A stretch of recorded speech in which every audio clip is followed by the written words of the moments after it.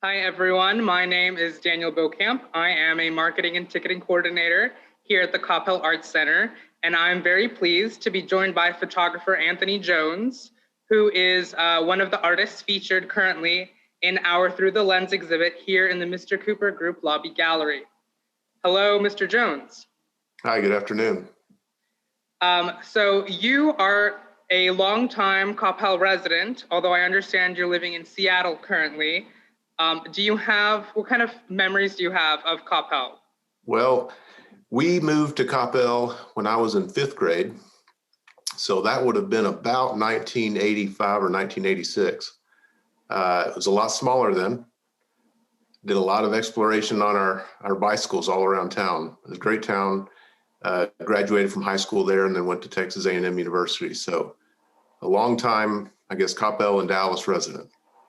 Wow, so you got to see the area change quite a bit. That's very exciting. Yeah, absolutely. We remember riding our bikes over to the duck pond, and that was what we called it all those years ago. And now it's officially called the duck pond. So it's delightful to see that whatever name that we gave it all those years ago actually stuck. That's wonderful. You have one work in our current exhibit, and that is one of many pools. Could you tell us a little bit about that work? Yeah, so that's at Zion National Park. On the east side of Zion National Park is a really unique area of Navajo sandstone. And there's a particular place where the water runs off and through erosion has created these pools. They're small pools. Some of them are maybe on the order of 6 foot in diameter. Some of the larger ones maybe 10 or 12 feet in diameter. But it's kind of rare to have water stay in that area because it's a desert environment, and of course it evaporates pretty quickly. But at the right seasons, if you can catch it, not too many days after a rainstorm, you get to see these pools with the water standing and you get some great reflections in them. So I was blessed to be there during one of those events where there was some water in the pools, and that's one of many pools. Wow, that's wonderful. And the material that it's on is unlike anything that I've seen before. Could you tell us a little bit about your mounting process? Yeah, so it's an aluminum. It's a dye sublimation.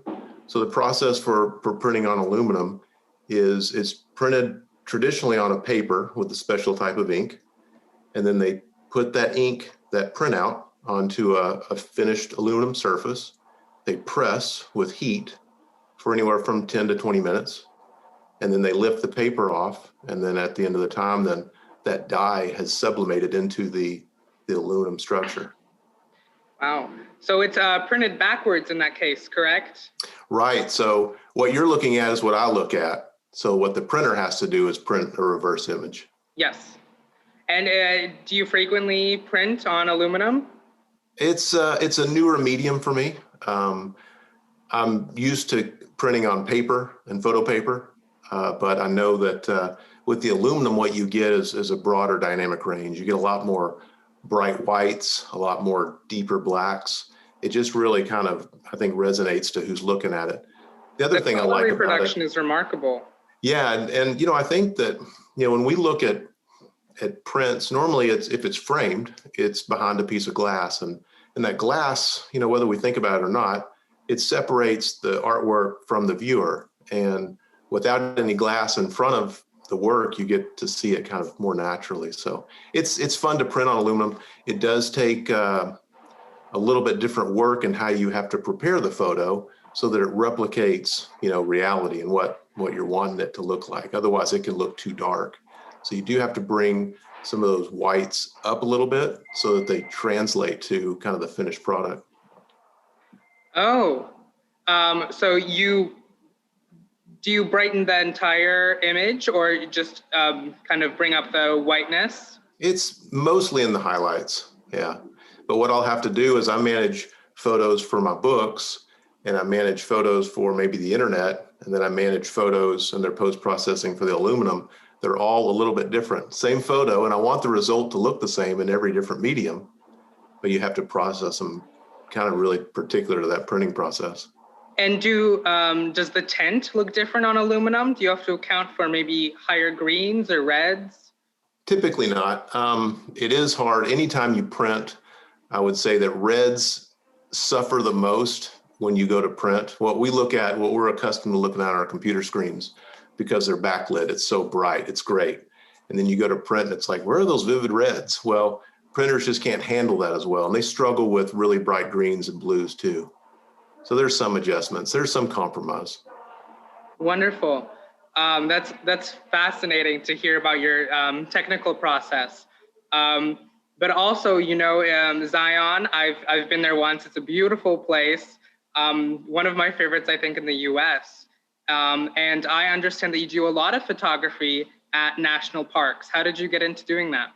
Well, I started doing landscape photography in national parks in 2011. The Joshua Tree was the first park that I went to. And I started visiting parks, national parks in particular, on average about 2 different national parks a year for the past, we'll say, 10 years.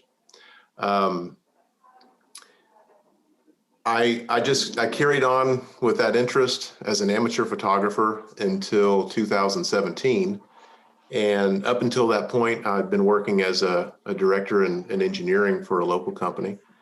And frankly, I wasn't having enough time at home with my family and our 2 daughters. And so I was looking for something else that I could do as a profession, but that would also generate more time with my kids. So in 2017, I left my engineering career path, and I figured out that, hey, before I leave, I've got to come up with something to go do. I want something to stoke kind of the professional fire. And so I came up with this idea to write guidebooks for national parks, specifically for photographers, because I had been to many, and I realized that there was a real shortage of guidebooks specifically for photographers. There's maybe many for Yellowstone and Yosemite and Grand Canyon, but by the time you get away from maybe those big premier parks, a lot of the other ones just don't have them. So I set out to do just that. So my first one was Mount Rainier, that I published in 2018. That was my way to test, my craft and set a template for what I was doing. And then I went to Zion directly afterwards. That was the park that I really wanted to do most importantly. So I did Zion in 2019. With COVID in 2020, it slowed my process down a little bit, but I was able to publish the Joshua Tree book in 2021, beginning of this year. And now I'm working on Olympic National Park right now. Wow, that's wonderful. So you write and do photography full time now? Yeah. That's very exciting. I'm also the graphic artist. I'm also the editor. I'm a self-published. So I'm kind of a one-man show on these books. So if you were to pick up a book and you thumb through it, start to finish, it's all my work. That's very impressive. And did you study photography in college? No, I didn't. So how did you get into it? I think my family and I have always been interested in being outdoors. I think that's what drew us to the Pacific Northwest after my wife and I graduated from college and got married. So I was always pursuing it, maybe at a more basic level with pocket cameras and so forth. And then about the time that we had our second daughter coming, I wanted to go out and buy a more serious camera. And I would say that's when it really all got started for me. That's very exciting. And what does it mean to you to be exhibited here in Coppell? Oh, I'm absolutely thrilled. Having grown up there, and when I went and visited the YouTube video of the Coppell Arts Center, it's just a fabulous location. We're coming to town again pretty soon, and I intend to come by and check it out. It's just a sensational facility. Well, that's wonderful. And what advice would you have to aspiring photographers? Well, I would say that my motive in what I do for these books is to show anyone with any interest in photography, if they were to visit these national parks, places to go and what types of basic techniques to use when they get there. Anyone can do it. I think it's a matter of practice, and it's definitely something that you practice, and you're going to make a lot of mistakes along the way. The beauty of digital photography is it doesn't really cost you very much to make all those mistakes. It did when we all shot film. I shot film when I was younger, that's all that was available.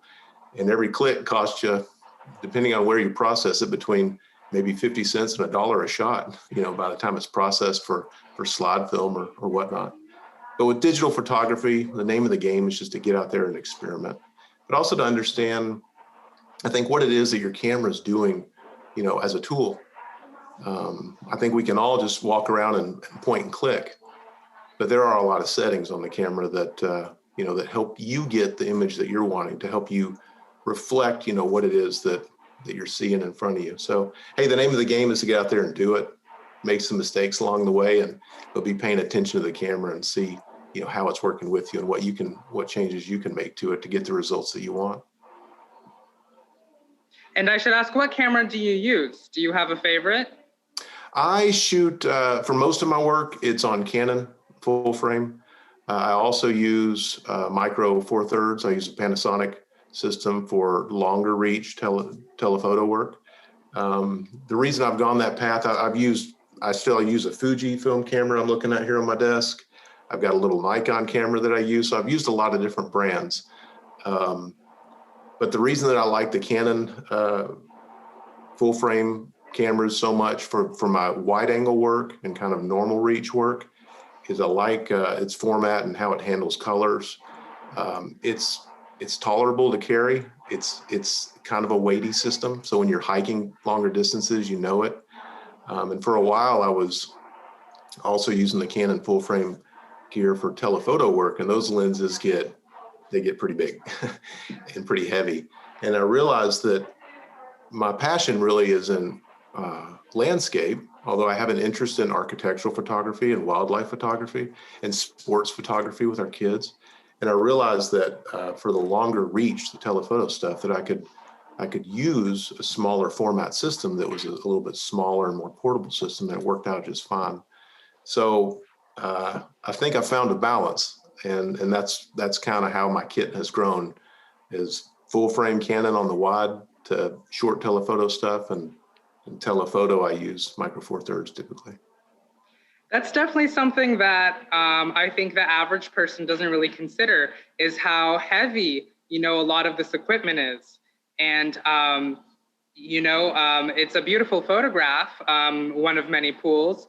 Can you tell us a little bit about the trek and the journey that you had to take that photo with, the camera that you had with you? Fortunately, not a very long walk. That one is not too far off the road. You can venture as far as you care for that one. There is an end to where the water runs down.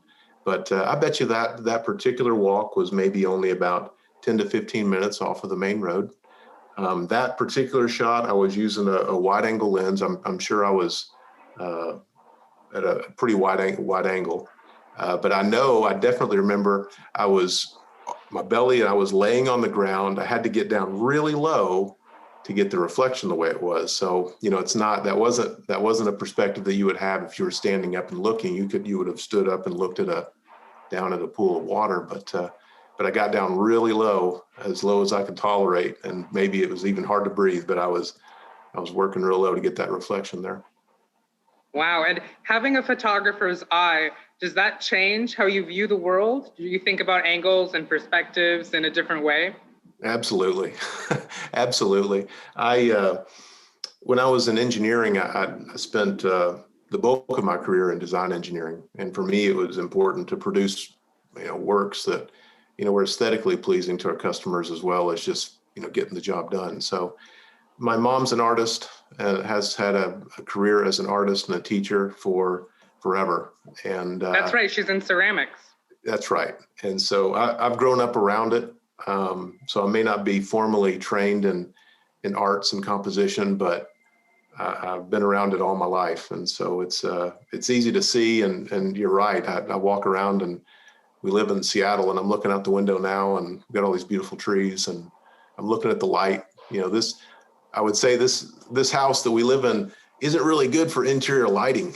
We lived in a house that was built in 1930 near downtown Seattle, most previously. In that house, the lighting came in, our kids were younger. It was just absolutely magnificent. So, if you ever had the luxury of designing a house around allowing natural light to come in just right in the morning or the evening. That makes a big difference. Lighting is really everything. Yes, yes, for sure. And do your kids pose as models for you? Occasionally. Yeah, occasionally. They have cameras too. And in fact, they get out of school on Friday, and we're going to go to Olympic National Park together for 3 days, the beginning of next week. So I'm sure they'll take their cameras. I've got a little bit of work to do, but it's fun. Normally I travel alone when I'm doing the kind of the heavy lifting work. My wife has traveled with me on occasion, and I think she's blown away because I'm getting up before the sun rises. I'm driving to a location. I'm working all day, scouting different sites, and then I'm staying up, past the sunset. And when you get into the summer months and the sun's out a long time, there's not a lot of sleep. So it's a labor of love, but it's of course there's nothing to complain about. It's a sensational thing to be able to participate in. My number one passion here is to share the photography with people so that they can be inspired and know where to go, do it for themselves. And speaking of being inspired, if people are interested in the books that you've written, where can they find those? They're on Amazon. So on Amazon, there are print copies available and as well as ebook. I'm a big believer, though, in taking print copies with you. I've kept them kind of not pocketable, but they're easy to fit in bags. They're not too big, not too thick. They're paperback, so they flex. This is a Mount Rainier one that I did first, then followed by the Zion book, which if I thumbed through here and took a minute, we could find that shot that was in the gallery. And then my most recent one is a Joshua Tree one. Excellent. But if you look up on Amazon, a landscape photographer's guide to Mount Rainier National Park or Joshua Tree National Park or Zion National Park, they're in there. Well, thank you so much, Anthony. I really appreciate your time. This has been wonderful, and hopefully this will inspire some people to come see the gallery and then maybe, take a few shots themselves. Absolutely. I'm grateful for the opportunity. Thanks very much. Excellent. Well, have a good one. All right. Thank you. You too.